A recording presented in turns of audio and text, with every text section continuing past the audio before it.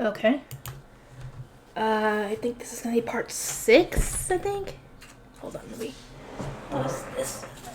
Okay. Okay. Here's hoping there won't be any more crying in this video, or future videos. We'll see, though. Successors. After healing my puffy eyes with a quick spell, Ferdinand accompanied me out of the workshop. Everyone was hard at work in the High Priest's chambers. Roderick was struggling with his math, while watching Feline and Daniel, while Hartman was discussing something with Justice and Ferdinand's other attendants. Also grouped together in conversation were Cornelius, Eckert, Lenore, and Angelica. In a surprising twist, Judith was guarding the door today. What could have happened to make Angelica give up her usual post? Oh, have you finished your discussion? Justice asked, noticing us before anyone else. Ferdinand nodded while heading to his desk, then clapped his hands together a few times and said, "Attention, everyone." He announced to his attendants that he would be leaving Ehrenfest with Hartman taking his place. At the order of the Archduke, Hartman will work as both a scholar and the High Priest. Keep this in mind and strive to prepare the arrangements for a successor. Understood. The attendants didn't seem very surprised, perhaps because Hartman had told them about it already. They prioritized the documents necessary for the succession and got to work. In a way, the feeling in the room was no different from usual. Angelica switched places with Judith, and everyone started working in silence. "Ferdinand, give me more work," I said. "Isn't the burden on Hartman a bit too much?" "No, I do not intend to give you more than you already have," Ferdinand replied, shaking his head. I had attempted to help at the cost of my own time, only to be struck down immediately. "Really?" I pursed my lips, "But why?" "You will step down from your post upon coming of age. Ob Ehrenfest seems intent on assigning Melkor to take your place as High Bishop when the time comes. Moving forward, he wishes for the position to focus on supplying mana and managing the Blue Priests, the orphanage, and such. Paperwork will cease to be a necessary part of the role. Rather, the main job that you and Hartman have is shifting such work up to the Blue Priests." The Grey Priest attendants serving Ferdinand understood their duties more than well enough, but it was beyond them to control the Blue Priests and force them to work. Thus, it was going to fall to the High Priest and High Bishop to distribute tasks to the Blue Priests and ensure their proper completion. Of course, in order to carry out such checks, you will need to have an understanding of every part of the workload, Ferdinand continued. It will not be easy, but prepare well so that Melkor can succeed the role without issue. Understood. From there, Ferdinand started talking to Hartman about how the High Priest would function moving forward. They discussed things like whether he would sleep in the temple, whether he would commute from his home in the Nobles' Quarter, and whether he would need a new chambers as the High Priest or would continue using the current ones as they were now. "I will not be able to bring the furniture here to Arensbach," Ferdinand said, "so it will all remain. You may use it as you please. It will save you having to move documents and such around." "Thank you," Hartman replied. "I shall graciously accept and keep the chambers as they are now. Am I also permitted to use your attendants? I will feel most comfortable working with those who know your job well."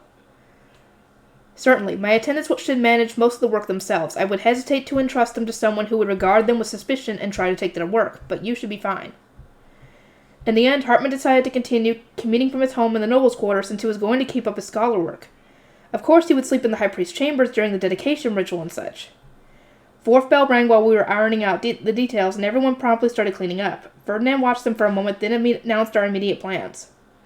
"Hartman's fealty ceremony will take place in the High Bishop's chambers this afternoon. Make the necessary preparations." "Understood."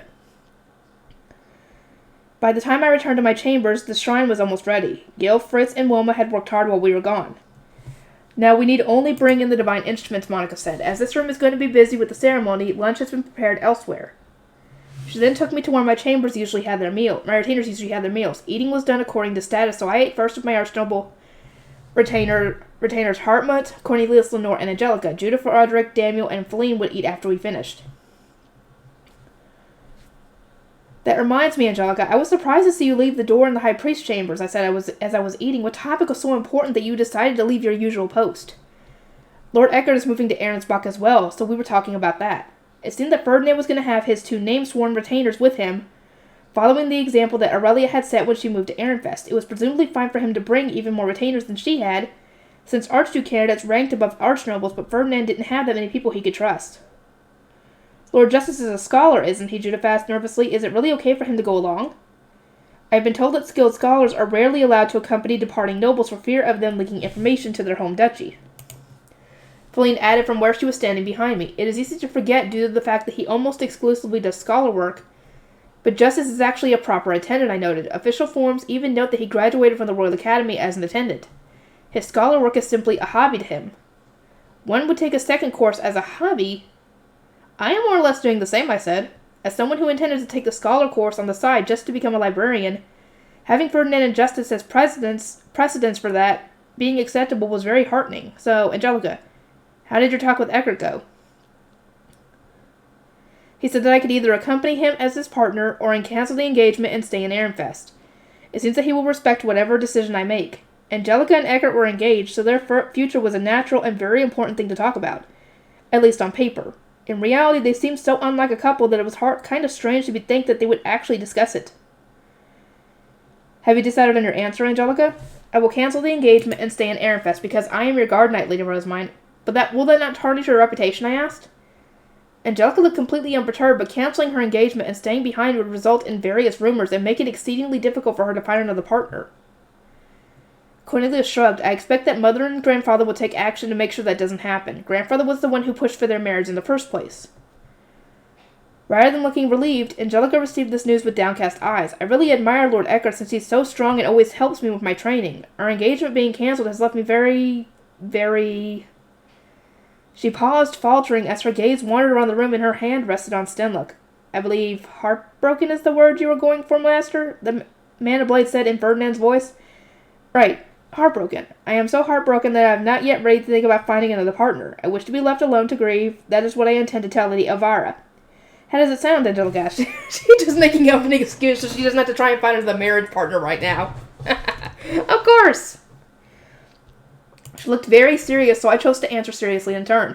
Well, if you add a line about how you wish to keep your love for Lord Eckert alive for as long as possible, despite the trial and tribulations fate is slinging at you, I am sure that Mother will feel moved enough to leave you alone. It will also delay her writing a story based on you and Eckert's lost love. Or your and Eckert's lost love. Though this all depends on you actually being able to remember these lines. Angelica nodded. I will do my best, she said, her hand on Stenluck's face stone. After lunch was my first fealty ceremony since becoming the High Bishop. I sincerely hoped that I would manage, and as my attendants brought in the divine instruments, I focused on memorizing the lines and the course of events that Fran had written out for me. My retainers were eyeing the instruments with great interest, perhaps because they so rarely had the chance. The black cape at the top is the symbol of the god of darkness, representing the night sky, Feline said. The gold crown is the symbol of the goddess of light, representing the sun. I already know about them, but this is my first time seeing them up close. This explains why Lady Rosamine's shield is round, Lenore observed. Can you morph your staff into all of the divine instruments, Judith asked? I shook my head. I cannot morph my staff without knowing the necessary spells. I would not know how to create the goddess of light's crown, for example. I see. Ferdinand must have finished eating too, as he soon arrived with his attendants. He checked that the altar was ready, then came over and taught me how to use the incense burners. I gripped them by their chains and gently swung them, causing the scent used in the ceremony to fill the room. Now, the oath, Ferdinand said. I dropped down onto my right knee, bowed my head, and crossed my arms in front of my chest. Hartman adopted the same position alongside me. Hartman, repeat Rosamine's words after her. Understood. I slowly inhaled, feeling entirely different from when I had attended my own ceremony. Back then, I hadn't believed in the gods existing at all. It was surprising to see how much my mindset had changed since. Yeah, because I think in her previous life, before she died, she had been an atheist from what I gather.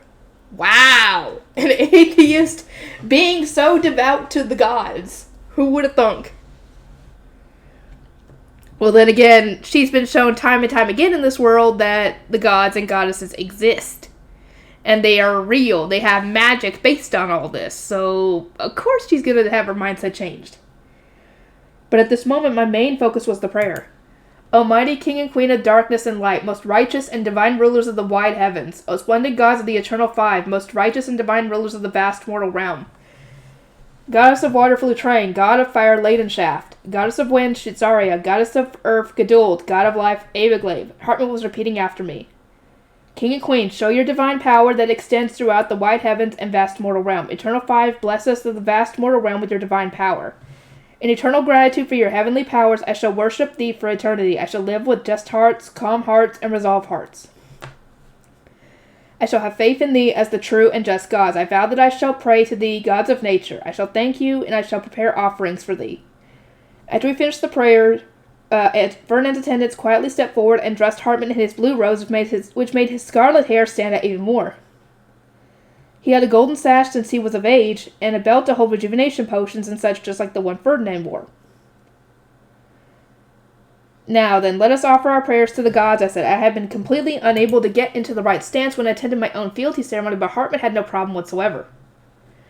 Very good, Ferdinand said. Hartmut, from this point onward, you are to wear blue robes within the temple at all times. Fran Zom, take care to inform the blue priest that a new high priest has been assigned.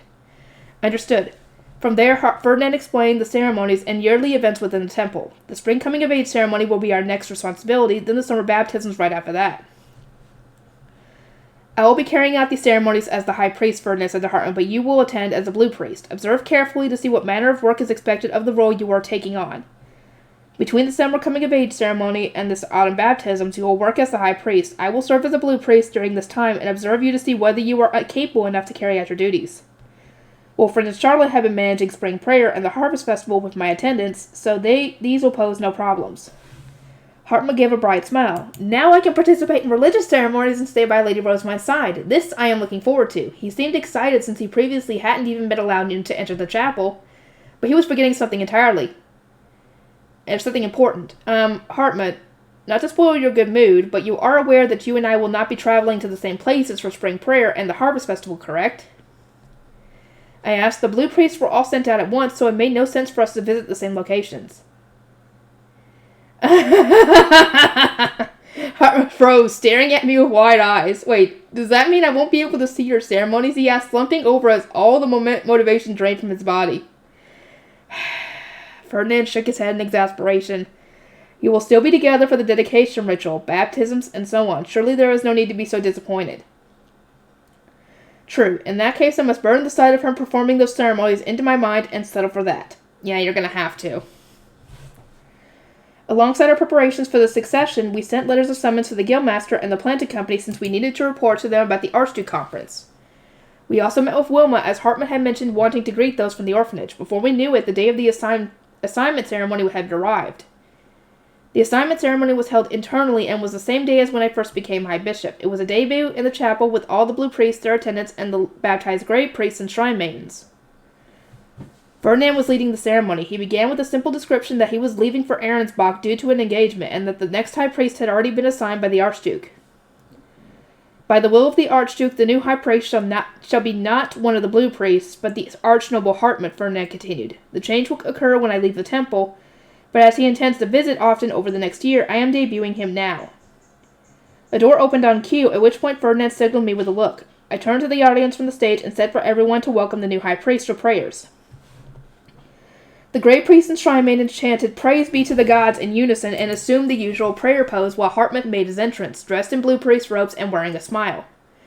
He climbed onto the stage and stood next to me. Thank you all for gathering here today. I am Hartmut, the new high priest. Ob Ehrenfest has bestowed this role upon me in this serendipitous day, ordained by the waters of change flowing from Flutrain, the goddess of water. As I am Lady Rosemine's retainer, I will only be serving as high priest until the day she leaves her post as high bishop. During the short time until then, we intend to change things so that all temple work is dealt with by blue priests. We must all strive to ensure that Lady Rosemine, the esteemed saint of Ehrenfest, is not burdened with unnecessary work. And as the high priest, I will dispose of any dead weight holding her down. Ooh, yeah. You will. He would. I think he would. It was quite an impactful announcement. I was standing in a daze, but Ferdinand seemed to have predicted this turn of events, as he showed no signs of surprise. He even added, as you can tell, the new high priest will prioritize the high bishop above all else. Listen to him well and work to serve with all you have. The former Besenwant's faction had all turned sickly pale, as they had not exactly been kind to me, and this was not a good sign for them. I didn't tell him to say that! Part of me wanted to cry out, but now that Hartmut had declared he was my retainer, everyone would think that I was simply forcing his hand. I had no idea how to control him at all, and as that thought stormed through my mind, Hartmut ended the announcement with his own prayers.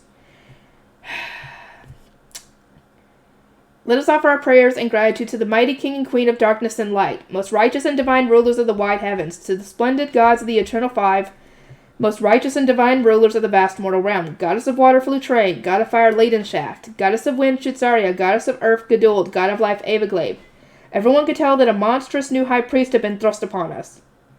Incidentally, Hartmut made his debut at the orphanage using similar language as to whom he had thrown the blue priests into fear and despair. Or to when he had thrown them in despair. Let us pour all onto the printing and papermaking industries for Lady Rosemine, the saint of Ehrenfest, he had said. Everyone there had accepted his words as totally normal, which left him looking very satisfied. another discussion, and making rejuvenation potions. The day of our talk with the lower city merchants had arrived, and so as Ferdinand was going to be in attendance, we had to meet in the nobles section of the temple. Also attending were the Guildmaster, Frida, and their Offmer Company attendants, Benno and Mark from the Planting Company, and Otto, Theo, and Thule from the Gilberta Company. It was unfortunate that Lutz had gone to Lies Gang and not come back yet. We all exchanged lengthy greetings and sat down and reported on the decisions made during the Archduke Conference. Gustav, there are going to be 8 merchants from the Sovereignty, 6 from Klassenberg, and 6 from Dunkelfelder coming this year, I said. I imagine that trying to accommodate even more people than last year will prove to be a challenge, but I trust that you will manage well. I will strive to meet your expectations, Lady Rosemine, the Guildmaster replied with clear relief. He must likely have been relieved that the numbers stayed within agreed upon bounds, and that he did not have to give in to unreasonable demands. We owe much to the chefs the Offmer Company dispatched for the Archduke Conference, I noted. I thank you ever so much, Frida. I am told they were extremely moved by the different environment, Frida said with a smile. They exchanged new recipes with their chefs, Lady Rosemine, and returned far more skilled than before. Some of the nobility sent requests to purchase the recipes even, and the Italian restaurant is currently more lively than ever. Please do visit when you have the chance. Visiting the Italian restaurant with Ferdinand seemed like a good idea for a breather if we ever had the time. I hope so. The Gilberta Company had hairpins to deliver in the summer, so Thule showed me 2 she had made, one for normal use and another fancier one for use in ceremonies. Thule is the one who makes your hairpins, Lady Rosemine, but the other craftspeople are steadily developing their skills, Otto said, explaining that a small number had gotten good enough to make hairpins for nobles. Hairpins were very popular in the summer when the merchants from other duchies came, so the craftspeople were apparently in quite a busy spell at the moment, trying to prepare as many hairpins as possible ahead of time for both nobles and commoners. That said, Thule is the only one capable of fulfilling orders from royalty. The other craftspeople still cannot compare to her. I purchased the hairpins, pleased that Thule was being praised, then informed the Gilberta Company that I will be summoning Karina to prepare new clothing when I return to the castle. Furthermore, as we will now be spreading our printed goods, I asked the Planting Company to make solid preparations for next year and beyond, I said, though I am sure you are already on top of things, Benno. Benno gave a confident smirk. With you in charge, Lady Rosemine, we aren't at all concerned about book sales. We will make sure everything meets your expectations. I quickly understood this as, I'm going to prepare as many books, so make sure you actually sell them. Somehow, I was the one feeling under pressure now. Once the primary reports were concluded, Ferdinand began to speak. I have a report as well, he said, causing all the merchants present to sit up straight and watch him carefully. Here we go again. It has been decided that I will marry into Arensbach, as I am the Archduke's younger brother. Arensbach was not included in this year's trade deals, but I imagine that relations with them will increase in all other areas. Benno's expression changed in an instant. Ferdinand noticed this, and a grin played on his lips as he said, Indeed, it was an Arensbach noble who attacked Rosemont a number of years ago. Keep this in mind when making trade deals and gathering intelligence. It was a noble with close connections to Arensbach who had been primarily responsible for my 2 years spent stuck in a Jareve. That was all Ferdinand could say in front of the scholars and guard knights, but an Arensbach noble, specifically Count Bindewald, had also been the reason for my becoming the Archduke's adopted daughter. The Plantin and Gilberta Company knew that much already from Dad and Otto, so they all looked at me with palpable discomfort. We are aware that Lady Rosamund was once harmed by an Arensbach noble, Benno said. Speaking for the others, will she perhaps be targeted again? His eyes were blazing with the resolve to face down a foe, while Thule's eyes were gleaming sharply.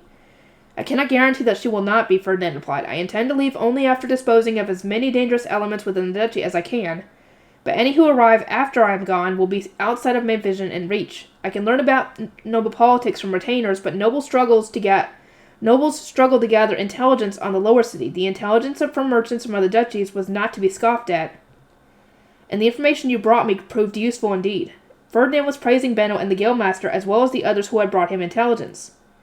I had seen this intelligence myself, but I had no idea how or where it had ended up being useful. Even thinking back, I couldn't piece the pieces together. As far as I remember, most of it was just them saying how well things were selling. As I blinked in confusion, Ferdinand slowly exhaled, eyeing the gathered commoners one by one. Frida, the Guildmaster, his attendant, Benno, Mark, Otto, then Thule, they all knew me from my time as a commoner. You have all associated with Rosamund since her time as a Blue Shrine Maiden, and there is not a single noble in the entire duchy who is so close to you and yet also so powerful, Ferdinand said. She is irreplaceable to each and every one of you. Of the nobles present, only Ferdinand, Justice, Eckert, and Daniel knew me from my days in the lower city, and therefore understood my relationship with those gathered, and when Ferdinand removed to Arensbach, it would only be Daniel. You also hold her close to your hearts, do you not? Ferdinand asked. Oh, come on, not this again.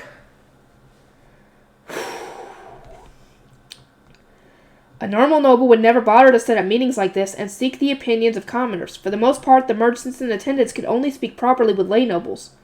But as I was the Archduke's adopted daughter and on track to become the next first wife, and above all else I was connected to all the products being spread to other duchies and new trends. The gathered commoners nodded as long as Ferdinand chose his words very carefully, saying only that which was acceptable for our retainers to hear. I must ask you all to work your absolute hardest to protect Rosamund, Ferdinand continued. There are some things that we nobles cannot reliably track ourselves, such as whether any suspicious individuals have entered Ehrenfest, and the recent goings-on of other duchies. Should anything happen that could pose a threat, I would appreciate you telling Rosamund or her retainer Hartmut, the soon-to-be High Priest. He then looked at Hartmut, who was dressed in his blue robes, and nodded in response. We shall do as you command, High Priest, the merchants replied. Of course, Ahrensbach is not the only potential risk, Ferdinand said. I ask that you keep a close eye on the workings of other duchies and even the sovereignty as well. Benno's expression softened into a slight sympathetic smile. The strengthening of the bond between Ehrenfest and Ahrensbach is likely to be celebrated, but we will miss the comfort of you being at Lady Rosamund's side. You have provided her with so much education and assistance, all while so generously striving to convey our words to the Archduke. We deeply regret your departure. Well, no dip, dude. Benno knows how much Ferdinand and Rosamund have gotten close. I mean, he's the freaking person he's one of the few people who knew her as a commoner. And he supported her through all this. Of course Benno's going to know this. Ferdinand gave a half smile in turn and said, I can understand the reason for your concern. Rosamund is nothing if not unpredictable. She definitely. These from the lower city were all too familiar with my rampaging tendencies, and they quickly averted their gazes as they held back their laughter. Am I right to assume that Benno means he could relax with Ferdinand keeping me in check, but is now concerned that there being nobody to rein me in? And now he wants some reassurance that things are going to be okay? The air seemed to relax a little as everyone acknowledged their mutual concern of me sowing chaos. It was unbelievable. Of course I couldn't protest no matter how much I wanted to, as the discussion continued without me. Benno, Otto, and the Guildmaster reported on their current preparations and thoughts on the future, while Ferdinand listened intently. I could deduce from the conversation thus far that Ferdinand had been listening to my opinions and reports, then conveying them in part to Sylvester. Now that he was leaving Ehrenfest, I would need to do that on my own. High Priest, Otto said, I apologize for the rudeness, but there is a question I wish to ask. Ferdinand arched an eyebrow in response, then permitted him to continue. If you are going to be married to a woman with archducal blood, will you be needing a hairpin this year? I will think about it in the event she asks for one, Ferdinand replied, waving the idea away while looking entirely devoid of enthusiasm. Only a fool would think of Aberglaive in the summer. It seemed that Ferdinand was perfectly content with ignoring the suggestion, even though it was diplomatically unthinkable for someone being married into another duchy from Ehrenfest to not gift their partner a hairpin. I couldn't imagine that Tully and the Gilberta Company shared his reluctance, though a last-minute order would only end in disaster, as they will need to come up with a design and prepare the necessary thread at each such short notice. Tully shot me a glance as I thought this, confirming my suspicions. I went to interject, but Ferdinand raised a hand before I could say anything. I do not care to speak of the matter now. More importantly, Gustav, have you found out whom the Faystone store in the lower city sells its goods to? It seems their largest and most lucrative customer was Viscount Joysenstock. Ooh, that guy's dead. His whole family is dead. The Guildmaster replied, since his death, they have struggled to find someone so interested in their products, so they are now working on selling more to their regular customers. He produced a list of all the nobles who were regularly purchased from the business, having looked into the matter very thoroughly since being asked. Ferdinand examined the list and then said, you have done well, this is very expertly researched. His expression betrayed his true personality as the Lord of Evil. Oh, what are you planning on doing?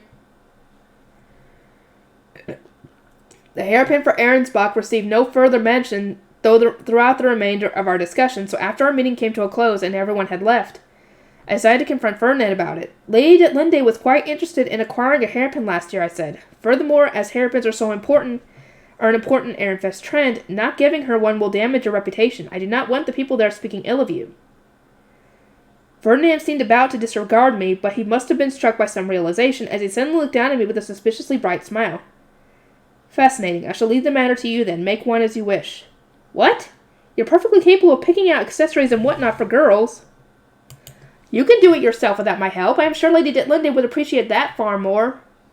Perhaps you could begin your relationship by asking her about her preferences? It was true that Ditlinde looked very much like Veronica, but they weren't the same person. Perhaps socializing with her would ease the contempt that Ferdinand was feeling, although it also risked making it worse. You are essentially my family, no? Ferdinand asked. I see no issue with you assisting me. Prepare something that will not bring shame to me then. It really feels to me like you're just using this whole family thing to your own advantage. He probably is.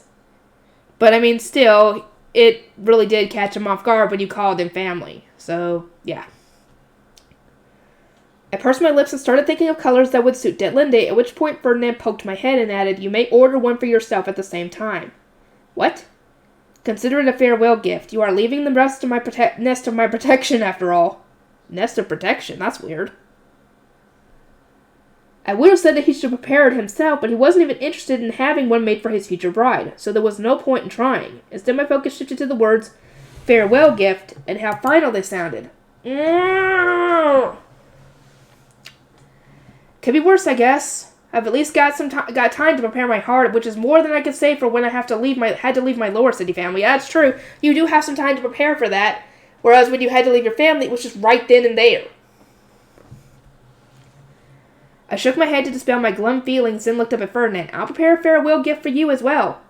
Perhaps some Ehrenfest food to bring comfort to your stay, like what Aurelia brought from Ahrensbach? If we can use that time-stopping magic tool, I think it'd be a worthwhile endeavor.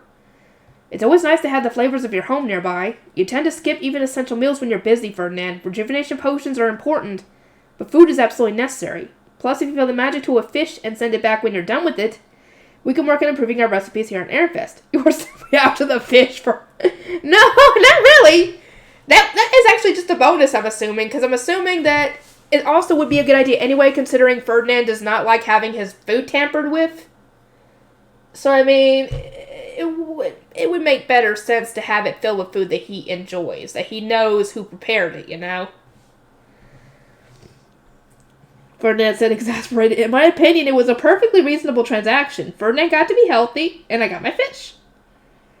I shall prepare other farewell gifts for you as well, I continued. For example, I will use a voice recording magic tool to preserve a clip of me saying, Are you eating properly? Sleep is important. Justice can play for you every now and again. No, he's not going to want that. There is no need, Ferdinand said curtly. I would toss it out the window. He would. He probably would. Or he would just delete the clip, I would think. It would only exhaust me further. His response reminded me of something a friend from my Arano days had said before moving to a college far away from mine. You may not know this, Ferdinand, but when one moves far away from home, one starts to long for familial love through home cooking and motherly chiding. I've never heard of that in my life. Okay, probably not. Ordinances weren't able to cross the barriers along duchy borders, so relying on the voice recording magic tool was our only option. I will need to ask Raymond to modify them to be smaller, I said. Will there be enough time, I wonder? Rosemine, Raymond is my disciple, not a retainer of yours to be used as you please. But as you are my teacher, are your disciples like older brothers to me, or younger brothers even, since I came first? Either way, we are bonded together, so I should be safe to make requests of them. Professor Herscher similarly uses me at her convenience. Ferdinand sighs, perhaps visualizing his old teacher doing as she pleased. Let's talk about farewell gifts is of very little relevance. Let us focus on how to make the final rejuvenation potions before I must leave. Yeah, she's going to have to be taught how to make the good ones. Oh, and he still needs to teach them the whole Entwicklung thing.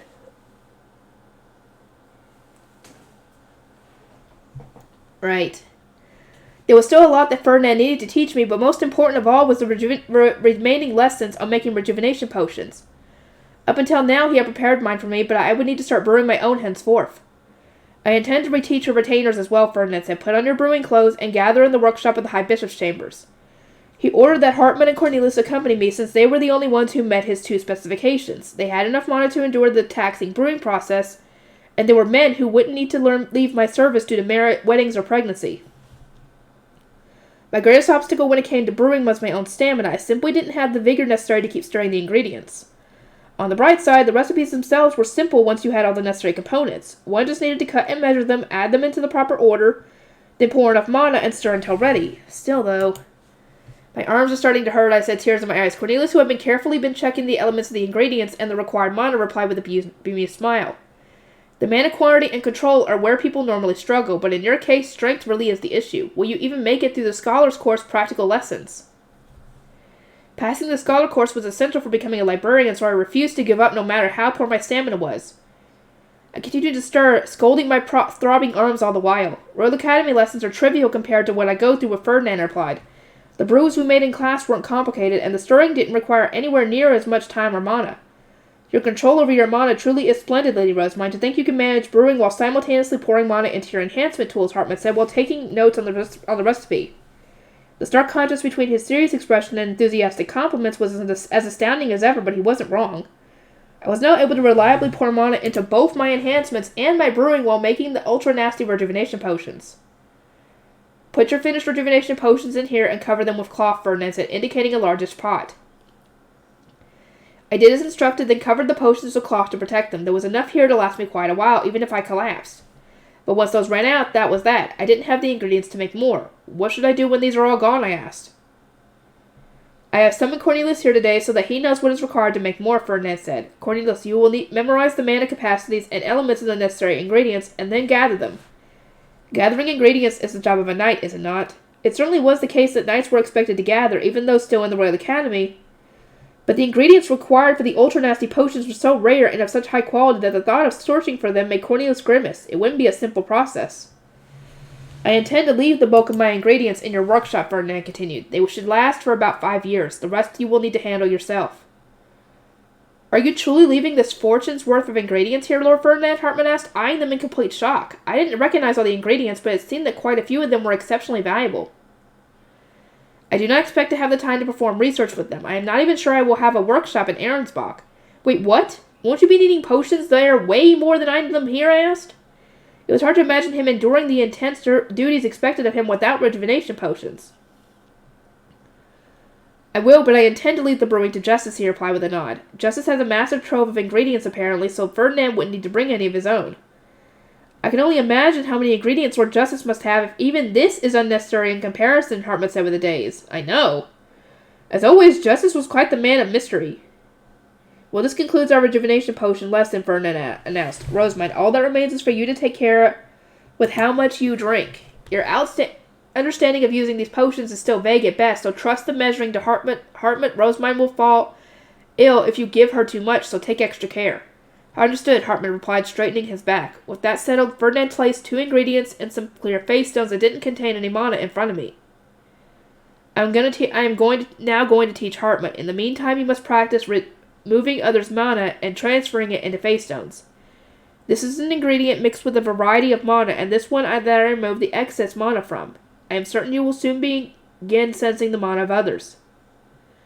It seemed that my next task was to touch the lined up ingredients, sense their proper and original mana, and then remove the excess.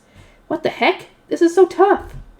I touched the 2 ingredients as instructed and noticed that they didn't feel the same. Indeed, I could tell that one contained a bunch of mixed up mana. One of them contains a mixture of mana, while the other contains only the ingredients and my mana, Ferdinand said. Can you feel the difference between them? Yes. Then gradually start pushing a very thin stream of mana into them while forcing the excess toward the face stone. I did as instructed, trying to spread my mana as thinly as possible before channeling it into the ingredient. My plan was to imagine a filtration device of sorts, letting the ingredient's proper mana stay while filtering out the excess. In the meantime, Ferdinand taught Hartman how much of the potion to give me, how to use it, how Riarda managed it, and so on. He was going through a long list of minor details. I did it, I exclaimed. It would take me an exceptionally long time, but pride and satisfaction swelled in my chest as I showed the face stone to Ferdinand. Let me see, Ferdinand said. He touched the face stone with his brow furrow, then stared at the ingredient. His examination continued for longer than expected, so I started to feel uneasy. Is something wrong with it, I asked. No, this is fine. The excess mana has been purged. Ferdinand returned the face stone, then set a fairly small wooden box in front of me. Now, remove the mixed mana from these ingredients, he said, placing in front of me a Flammerzunk fruit, a Quillwade leaf, a Windfall hide, and Glonzunk. Isn't that the stuff you got from Heishitz? These are the ingredients you stole, won from Heishitz in the dinner game, aren't they, I asked. I thought they were your precious spoils of victory. Wait, what? Indeed, they are highly valuable and of exceptionally high quality, which means they are perfect for your Jareve. What? Wait, what Jareve? Why does she need another one? You will not have time to gather more yourself, and you will need to make another Jarif before I leave for Ahrensbach. He spoke casually, but I remembered that Heifetz had seemed absolutely devastated when giving them up, like he was surrendering his life savings. They were bound to be extremely valuable. Is it really okay for me to use these for my Jarif, I asked? In the first place, I added the Glansing dust to my demands precisely for this purpose, Ferdinand replied. Only so many ingredients can be gathered in Ehrenfest, and the kind that students can find while attending the Royal Academy will not suffice for you. Above all else, we do not have a year to spend on finding ingredients. We don't. I understood his position, but these were the ingredients he had won after I more or less forced him to play Ditter. You really don't mind?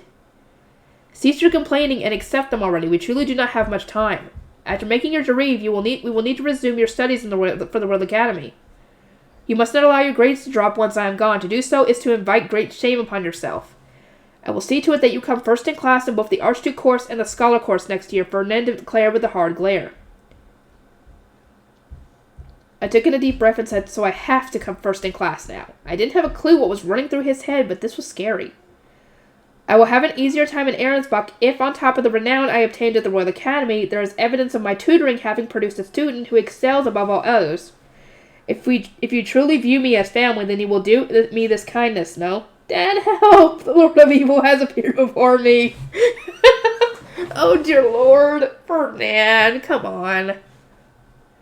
I scraped on the inside, but I did want to help Ferdinand as much as I could, even if my work didn't amount to much. He had done so much for me, and returning the favor would require more than just a little effort.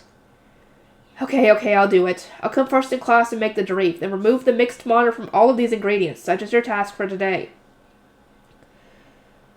I took a deep breath and faced the ingredients. First was the Flammerzung. I focused on pouring my mana into it and started extracting the mixed mana. The next day I dyed the ingredients completely. I ended up with a face tone of the seasonal colors, just like when I made the Jarif before. Very good, Ferdinand said, looking at the completed face tones. These should suffice for the Jarif. Why does she need to make another Jarif? Hartmut's first ceremony and another Jarif. As we now had the face stones, I got straight to work making my Jarif. Accompanying me today were Angelica, Daniel, and Cornelius. They were all adults, which meant they had learned to make Jarifs in the Royal Academy. Of course, I already knew what to do. My guard knights were simply here to double-check the process. The scholars who normally would have been helping me out were in the High Priest chambers. It seemed that Ferdinand was spending his time ensuring that the hard handover process went as smoothly as possible. He had told me to summon him when the Jarif was complete. You can already make Jarifs, Lady Rosemine? Cornelius asked, balking at the intensity of Ferdinand's training. I only learned to make them in my 5th year. Angelica puffed out her chest and said, I made one in my 5th year too. There wasn't much of a surprise, despite her academic track record. She was actually pretty skilled when it came to doing practical lessons. It took me until my final year, Daniel admitted with a conflicted smile. Making one is such a rare occasion that I chose to use the best ingredients possible, which meant I only finished dyeing them at the very last moment. I actually regret putting so much effort into it. With all this extra mana I got from Lady Rosemine's compression method, I want to remake it entirely. As it turned out, lay nobles often needed to gather their ingredients as soon as possible since it took them so long to dye them. The Jarifs made in Royal Academy classes tend to be of a fairly low quality, I noted. Apprentice knights can gather their own ingredients from their home duchies and the Royal Academy, but others aren't always able to do this, which limits the final product. In other words, scholars often ended up with worse Jarifs since they had to hire and rely on apprentice knights for gathering instead of doing it themselves. That said, I continued, you can reduce the drop in quality by removing the mixed mana from the ingredients. I was just repeating what Ferdinand had taught me, but my guard knights replied that they couldn't wield enough mana or control it precisely enough. It requires a lot of mana just to push the mixed mana out, Lady Rose, my Daniel explained. Lay nobles would struggle to do that, and then dye the ingredients afterward. We aren't as capable as you, and we do not need Jarifs of such a high quality, he shrugged. Our job here is merely to oversee the process. Shall we start? Daniel and Cornelius had made Jarifs before and understood the process well. Our Angelica had already forgotten what we needed to do, but she was getting help from her man and blade Stenlook. He really was quite helpful. And so I made the Jarif while following Stenlook's instructions. It was a very familiar experience considering that he spoke in Ferdinand's voice. My arms started getting heavy, but I sucked it up and continued to carefully mix in the face stones. Unlike last time, I was using a stat morphed into a mixing stick, which was overwhelmingly more efficient when it came to conducting mana. I was moved. Put the amplification potion in next, and said, prompting Cornelius to take out the pitcher it was being stored in. It was a very practical size. Most people could easily pour from it with one hand while stirring with the other, but when he went to hand it to me, he suddenly stopped. He must have realized that I was a special case. Lady Rosamond, shall I pour the potion in for you? Please do. The black liquid was poured into the pot, causing the contents to puff out considerably. I continued stirring until Stenlock said, "It is time for the finishing touch." Daniel plucked a tiny bottle from the table and added a drop to the concoction. An instant later, the surface of the potion shone brightly, indicating that the Dreeve was finished. "I shall inform Lord Ferdinand," he said, then exited the workshop. Cornelius peered into the pot. "So when will you be using this?" he asked. "Good question. After Ferdinand leaves for Arensbach, maybe?" He said that he plans to remove as many dangerous elements as he can before then, so perhaps I'm better off waiting until things are safe? I was so busy with my studying for the Royal Academy and with the work I was doing to help prepare for the succession that even my reading time was being shaved down to nil. I didn't think we had time right now for me to be sleeping in a Dreeve. In truth, that wasn't that keen on an idea of going back into one either. I was happy to delay it for as long as I could. I'm assuming he had you make it so that way you had an extra just in case. Soon enough, Ferdinand came in with his retainers, and with Fran, he was holding a net containing many face stones. What? Wait. What? Rosamond, you are to get into the Dreeve immediately, Ferdinand said as they started pouring it into the large white box. There are still clumps of mana inside your body. Well, the sooner they are dissolved, the better. Get changed while we prepare. I really hadn't expected this to happen so soon as it was ready. My heart wasn't at all prepared, and my blood suddenly ran cold. I instinctively shook my head and replied, "No, I don't want to." "Rosamond?" Ferdinand asked, furrowing his brow in confusion. All eyes fell on me, and I took a step back without thinking. "I don't want to be left behind again. I don't want to wake up to find that everyone looks even older than me. And if another 2 years pass, then you might already be gone, Ferdinand. I'd already endured the Hiroshima Taro experience once, and I don't want to go through it all again. I was finally developing some stamina. I don't think you would have to do it that long, considering when you did it before. Your mana was almost completely stuck, essentially. So I think you would be a little better off this time. It probably won't take that long. I was finally developing some stamina too, and doing this would set me all the way back to square one. You will only be in there for a few days, Ferdinand assured me. It will not be like before. But I'm scared. Last time I had been told that I would only be asleep for a season, yet my time in the Dreeve had ended up lasting 2 whole years. But like I said, your mana had been slowed down and clumped up even more than before because of that stupid poison, whatever it was. So this isn't like last time. Maybe that had simply been because of the poison, but still, there was no way for me to confirm that I really would wake up in a few days' time. Rosamond, I wanted to ensure that all of your mana clumps are dissolved while I'm still here to serve as your doctor. Only then will it be safe for other doctors to see you. Furthermore, do you not want to start growing? I do, but that can wait until after you've left for Arensbach. I don't want to wake up to find that you're already gone. Rosamond, I agree that you should use it before you go back to the Royal Academy, Cornelius said after some thought. He was speaking honestly as my brother, rather than politely as my guard knight. Why? I said, gazing up at him. Lord Ferdinand said that you collapse from excitement because clumps in your mana stop it from flowing properly. If you dissolve them, won't that get rid of the problem entirely? He said gently, looking down at me and patting my head. Seeing you collapse reminds us of when you were poisoned. It's really bad for our hearts. And now that I'm graduated and I can't keep an eye on you in the Royal Academy anymore, I want you to be as safe there as possible. Lord Ferdinand wishes to do all that he can for you before he must leave. And this feeling is something I understand painfully well. Yeah, if you got rid of all the mana clumps, then yeah, she wouldn't have to worry about collapsing anymore. The only people who had actually seen me poisoned and unconscious were Bonifacius, Cornelius, and Ferdinand. My heart ached as I realized just how worried they were about me, and with this newfound understanding in mind, I reached out and grabbed onto Ferdinand's sleeve. You're confident that I'll only be in the Dreeve for a few days? I won't wake up to find that everyone's grown up even more? I've lost control of my body again, and you're gone, right? I will not leave before you wake, he said, his light gold eyes fixed on me. I promise. That's why. Okay, that explains why he wants to do this. Okay. I nodded, then turned around and said, I'll go get changed. I made my way out of the workshop and asked Monica to help me change into thin white clothing. I also needed to take off my socks so that the mana lines that would appear on my legs would be fully visible. So long had passed since the last time I wore shoes without socks that the sensation threw me off a little. Once I was ready, I returned to the workshop where the other preparations had already been finished. The large white box was filled with the translucent blue Dreeve, and Fran was standing beside it so that he could put in the face stones. Also near the white box was a bench which Ferdinand pointed to. I sat as instructed and took the presented cup with both hands. Inside was more Dreeve. I drank it, then Fran took off my shoes for me. Rosemine, Ferdinand said. He picked me up like he had done for my first Dareve and sat me down inside the white box. In an instant, bright red mana lines appeared on my skin. The process will take 3 to 4 days. You will wake up in time for the coming-of-age ceremony. He traced his fingers along the lines of my arms and nape, and as he carried out his inspections, I felt my eyes growing heavy. Again. Ferdinand, you better not leave no matter what happens. Enough already, Ferdinand replied, a half smile on his face as he covered my eyes with a large hand. Sleep. I could feel my body gently sinking into the Dareve, and soon enough, the world around me faded into nothingness. Awake, I see. No sooner had this familiar voice reached me than I was pulled up out of the Dareve. I was taken aback for a moment, and my surprise gave way to a relieved sigh as I realized it was Ferdinand in front of me. How long has it been? I asked. 4 days, as I expected. Fran, Monica, and my retainers were here as well. They certainly all looked and seemed the same. Ferdinand checked the flow of mana in my arms, legs, and neck. They have all dissolved without issue, it seems. Yay!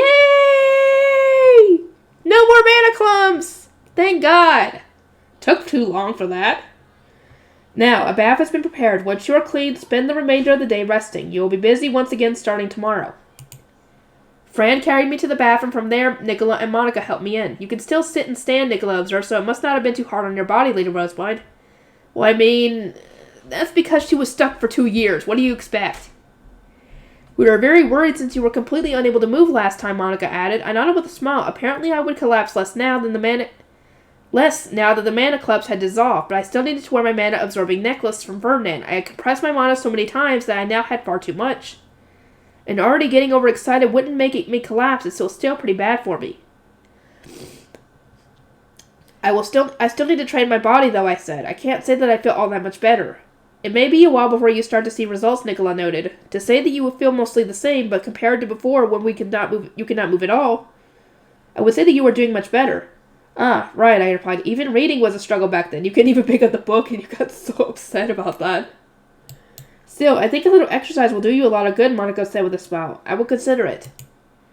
I steadily advanced in my studying for the Royal Academy, feeling relatively unchanged in terms of my health. It had been decided that the High Bishop would not receive much work going forward, partly to make things easier on Melkor when he succeeded me, so my time was divided between the jobs I absolutely had to do and preparing for the next academic term.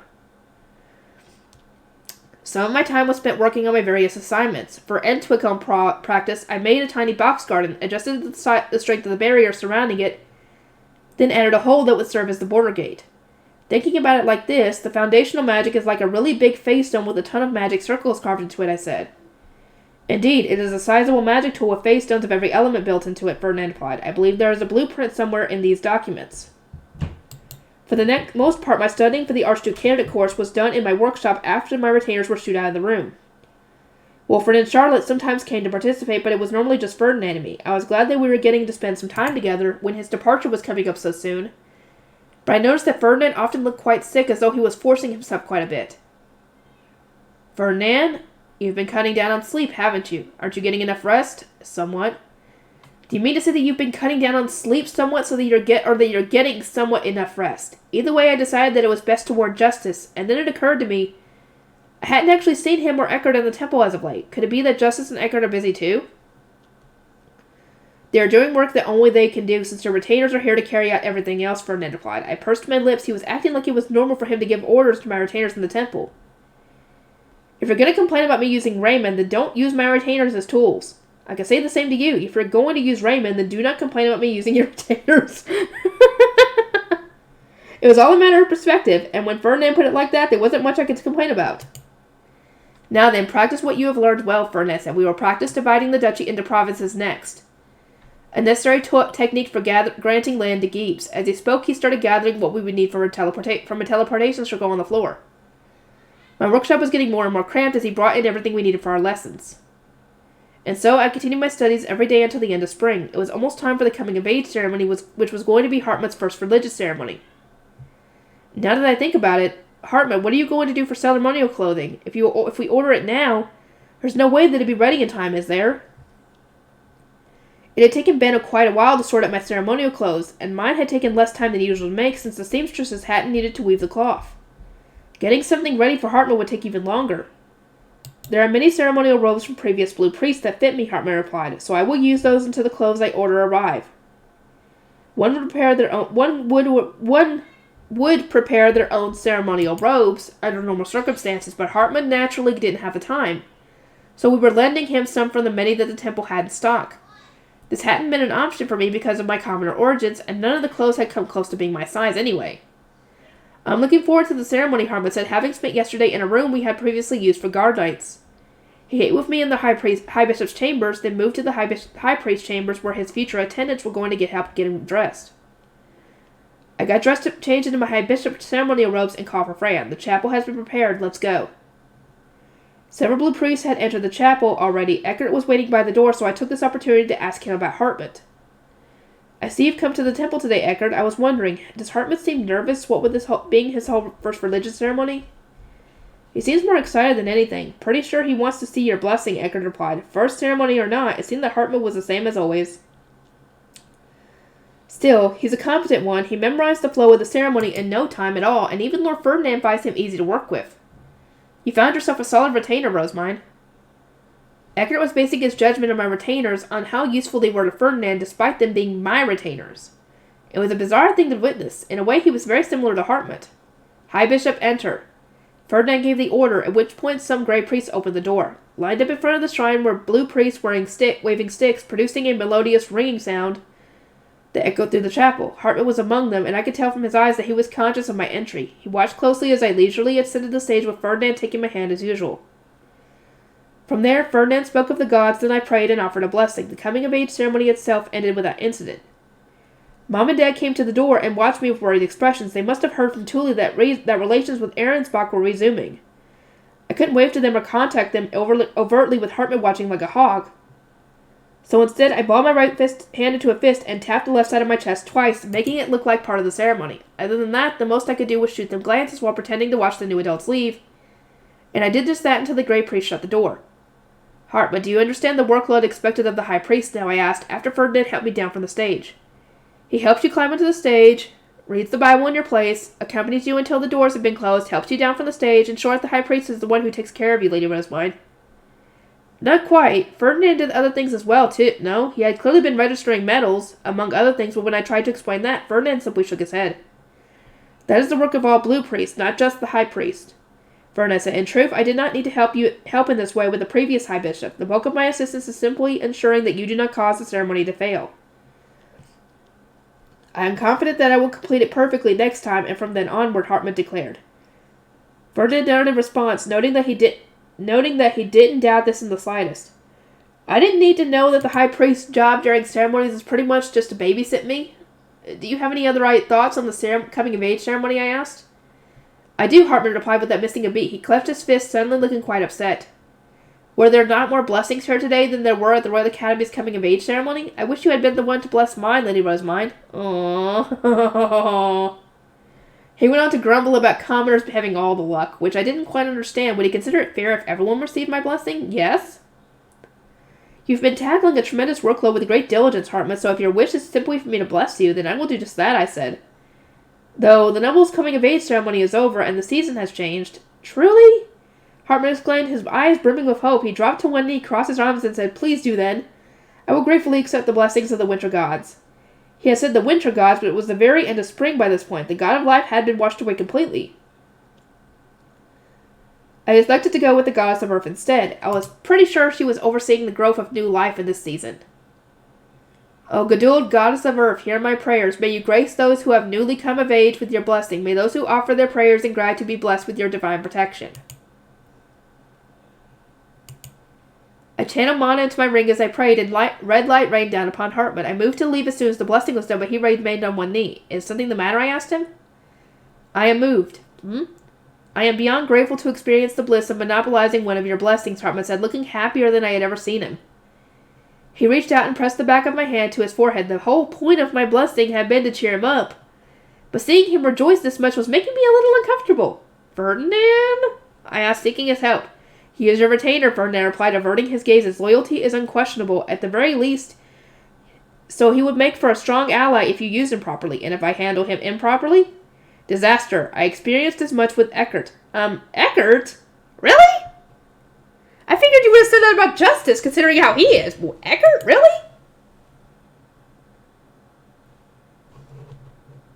Okay, I'm gonna have to end this here. I will see everybody in the next one.